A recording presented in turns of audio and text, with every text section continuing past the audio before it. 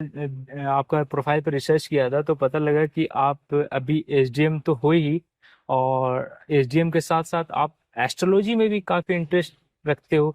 तो मतलब कैसे, मतलब आपको ये इंटरेस्ट कैसे आया, मतलब आपकी लाइफ में? एस्ट्रोलॉजी में मेरी रुचि मेरे फादर के कारण आई है। ओके। मेरे फादर की रुचि भी एस्ट्रोलॉजी में है। अब वो इसे पढ़ते हैं अच्छा और आई थिंक 25-30 सालों से वो ज्योतिष पे बहुत सारी किताबों को उन्होंने पढ़ा है। अच्छा। अच्छा। उनकी पढ़ाई लिखाई बीएचयू से हुई, बनारस से। हाँ। तो उसी टाइम में उनकी दिलचस्पी एस्ट्रोलॉजी में हो गई थी।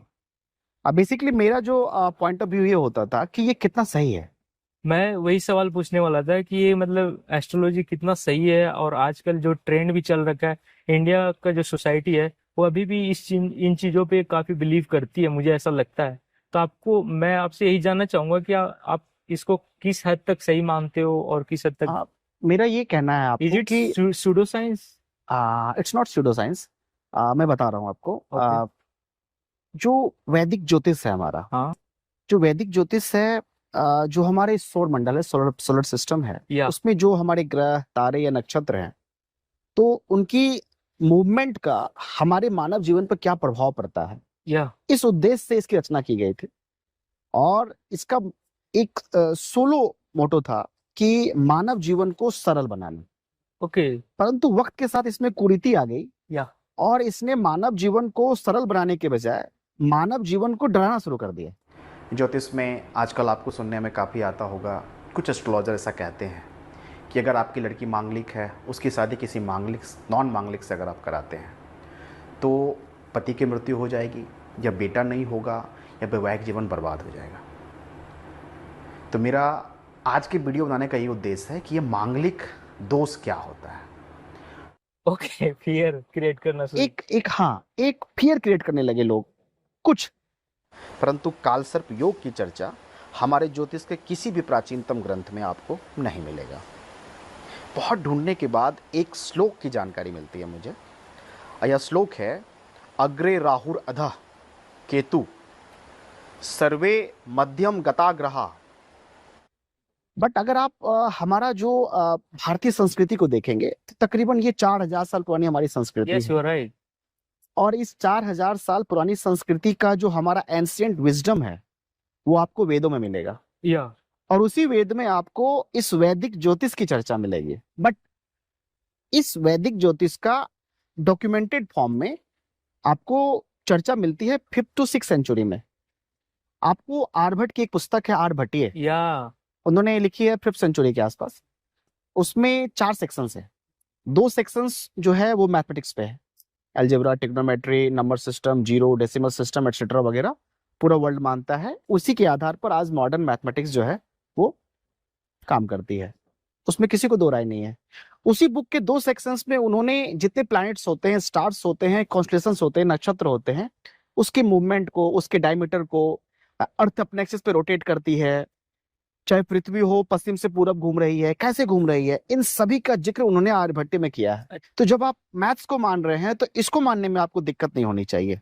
हाँ, हमारा डॉक्यूमेंटेशन कमजोर है या एंशिएंट टाइम से ही। यस। इसके साथ साथ हम पे कमजोर होने का हमारे कारण?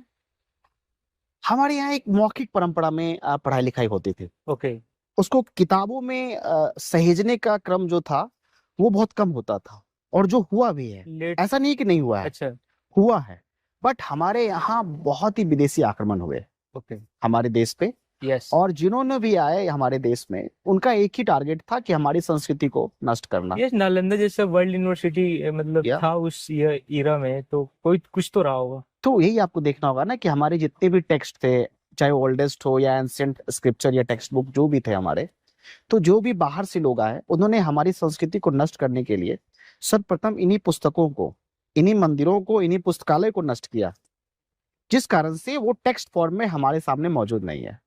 मौखिक परंपरा में वही वैदिक ज्योतिष का ज्ञान आज भी चल रहा थोड़ा बहुत मौजूद है, डॉक्यूमेंटेड फॉर्म में उसकी कमी है। है। बट आप इसको बहुत ही एक सामान्य एग्जांपल से समझ सकते हो कि मून के ग्रेविटेशनल फोर्स से समुद्र में ज्वार भाटा आ जाता है। या वे। जब चंद्रमा के ग्रेविटेशनल फोर्स से ज्वार भाटा आ सकता है समुद्र में, तो हम पे इफेक्ट तो और प्लैनेट्स का हो ही सकता है। We are on the same planet. या तो ये रिसर्च करने की चीज है। मैं बहुत रिसर्च कर रहा हूँ इस पे, समय नहीं रहता है, हाँ। बट मैं कोशिश करूंगा कि आगे जाके इस पे कुछ रिसर्च और कर पाऊँ। अच्छे से क्या कर रहे हो, मतलब एस्ट्रोलॉजी पे मैंने आपका ये मैं एस्ट्रोलॉजी पे मैं इसके माध्यम से ये लोगों को बताना चाहता हाँ। हूँ कि बहुत सारे ऐसे चर्चा होती है, काल सर्प दोष, मांगलिक दोष, विष योग, अंगारक योग, ठीक है, ग्रहण दोष, पितृ दोष, बहुत सारे ऐसे दोषों की चर्चा आजकल बढ़ गई है जो हमारे समाज को भयभीत कर रही है, ओके। लोगों को डरा रही है। तो मेरा उद्देश्य है कि जो मैंने ज्ञान अर्जित किया है, मैं वो लोगों को वो नहीं बताना चाह रहा हूँ कि आपका ये लग्न चार्ट है, आपकी ये कुंडली है, आपका कब समय अच्छा है कब बुरा है, वो मेरा पर्सनल है। अच्छा। जो मेरे फ्रेंड्स है मैं उन्हें बताता हूँ। ओके। मेरा ये हॉबी नहीं, मेरा ये हॉबी है, मेरा कोई प्रोफेशन नहीं है। बट जो ये भ्रांतियां फैला रखी है, जो कुरीति आ गई है हमारे वैदिक ज्योतिष में, उसको दूर करने का मैं प्रयास कर रहा हूँ अच्छा। और आगे भी करता रहूंगा। करते मैं इस पे बुक भी लिखूंगा, अच्छा। अभी 4-5 चैप्टर मैंने लिखे हैं, बहुत जल्द मैं इस पे किताब भी पब्लिश कुंदन सर, करूंगा। मैंने देखा कि आपने एक नया नया यूट्यूब चैनल खोला हुआ है, तो मैं उस चैनल का नाम जानना चाहूंगा और क्या हाँ, कर रहे हैं उस चैनल पे, थोड़ा उसका बताइए। नाम astro SDM with Kundan Raj Kapoor है। या ये मैंने अभी रिसेंटली बनाया है। अच्छा, क्या समय कम आपका होता है, विजन क्या है, मतलब क्यों स्टार्ट बट किया? वही जो मैंने बताया कि जो हमारी एस्ट्रोलॉजी में जो कुरीतियां कुरीतियां आ नहीं गई फैलिए। है, उस कुरीतियों को दूर करना।